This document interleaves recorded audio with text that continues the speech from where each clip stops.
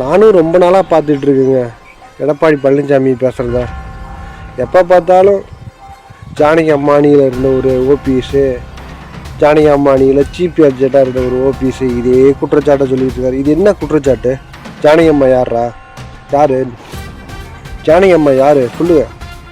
எடப்பாடி பழனிசாமி தான் கேட்குறேன். ஜானகி அம்மா முன்னாள் முதலமைச்சர், நம்மளுடைய தலைவர், புரட்சி தலைவருடைய இந்த கட்சி தோற்றுவித்தவருடைய மனைவி. அவங்களுடைய அடியில் இருந்துல என்ன குற்றம்? எடப்பாடிக்கு என்ன வேவுது? அதில் இதில் என்ன நொட்டிக்கிட்டு போகுது எடப்பாடிக்கு? நான் கேட்குறேன். ஜானகி அம்மாவை பற்றி இவ்வளோ குறை சொல்றியடிக்கு, ஜானகி அம்மா கொடுத்த அந்த கட்சி அலுவலகத்தில் தானே நீ இருக்கிற. இன்னைக்கு அந்த கட்சி அலுவலகத்தை விட்டு நீ வெளியே போடலாம். முதல்ல நீ வெக்கம் மானம் சூடு சொரணை உள்ள நல்ல ஆண்மகனாக இருந்தால் ஜானகி அம்மாவுடைய கட்சி அலுவலகத்தை இனிமேல் நீ பயன்படுத்தக்கூடாது. நீ வேற எங்கேயோ போய் பயன்படுத்தி அதிமுகவுடைய உண்மை தோழனா அம்மாவுடைய அடியேன்னா நான் சொல்கிறேன்.